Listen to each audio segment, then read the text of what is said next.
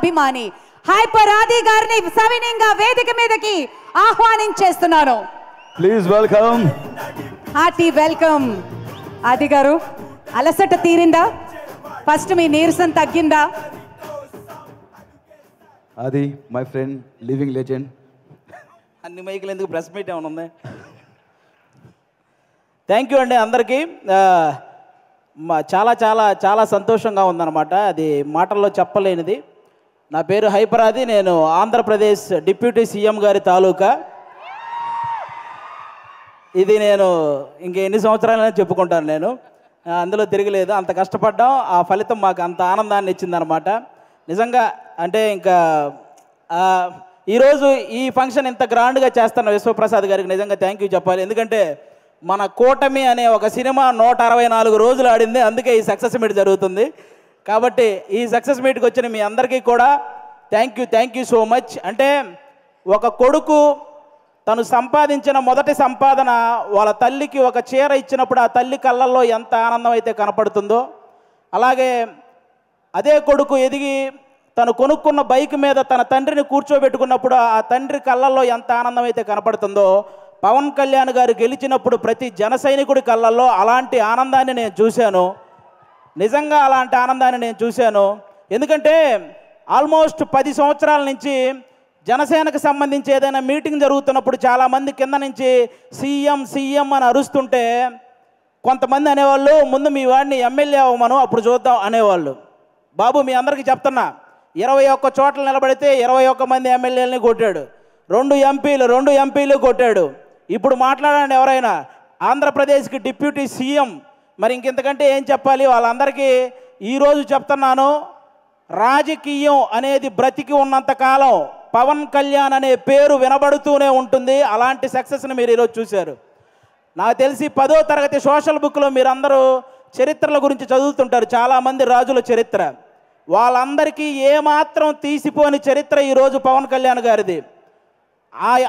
ఆ రాజుల కాలంలో వాళ్ళు చేసిన యుద్ధాలు, లేకపోతే కుర్చీల కోసం కొట్లాట, చావులు ఇవి మాత్రమే ఉంటాయి. కానీ మన పవన్ కళ్యాణ్ గారి చరిత్రలో త్యాగాలు, సహాయాలు ఇవి ఉంటాయి. ఇలాంటి నాయకుడి గురించి ప్రతి ఒక్కరూ మాట్లాడుకోవాలి, ప్రతి ఒక్కరూ ఆయన్ని ఇన్స్పిరేషన్గా తీసుకోవాలని మనస్ఫూర్తిగా కోరుకుంటున్నాను. ఈ ప్రపంచంలో ఎలాంటి నాయకుడైనా గెలిస్తే ఒక గర్వం ఉంటుంది, కానీ ఒక్క పవన్ కళ్యాణ్ గారిలోనే గెలిచిన తర్వాత ఒక భయాన్ని నేను చూశాను. ఎందుకంటే ప్రజలు నా మీద ఇంత బాధ్యత పెట్టారు, ఆ బాధ్యతని 100% స్ట్రైక్ రేట్తో ఎలాగైతే నేను ఎమ్మెల్యేలని సాధించానో అదే 100% స్ట్రైక్ రేట్తో ఆ బాధ్యతలన్నీ నిర్వర్తించాలనే భయం ఆయన కళ్ళల్లో నేను చూశాను.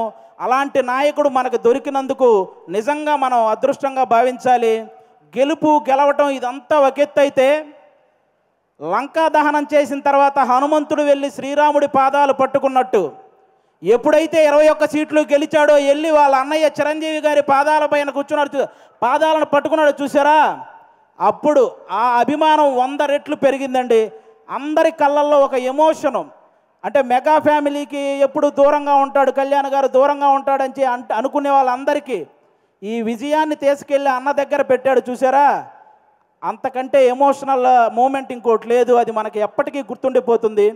అలాంటి ఎన్నో హ్యాపీ మూమెంట్స్ని మనకిచ్చినటువంటి పవన్ కళ్యాణ్ గారికి, అలాగే జనసేన కోసం కష్టపడిన ప్రతి జన సైనికుడికి ఈ సభ ద్వారా అందరికీ కూడా నా ధన్యవాదాలు చెప్పుకుంటున్నాను. Thank you so much. ఈరోజు ఇక్కడికి ఇంతమంది వచ్చినందుకు మీ అందరికీ వన్స్ అగైన్. ఇక నుంచి మనకి ప్రాబ్లమ్స్ ఏమి ఉండవు, అంతా హ్యాపీగా నడుస్తుంది 5 సంవత్సరాలు. కాబట్టి మీరందరూ ఇలాగే ఈ సక్సెస్ని ఎంజాయ్ చేయాలని మనస్ఫూర్తిగా కోరుకుంటున్నాను. థ్యాంక్ యూ అండి. Thank you. అందరికీ ఒక డౌట్ ఉంది, డిప్యూటీ సీఎం గారు సినిమాలు చేస్తారా? చేస్తారండి కంపల్సరీగా. కొన్ని ఉన్నాయి కదా బ్యాలెన్స్, అవి పూర్తి చేయాలి కదా, చేస్తారు. మమ్మల్ని ఎప్పుడు ఎంటర్టైన్ చేయడానికి థ్యాంక్ యూ వెరీ మచ్.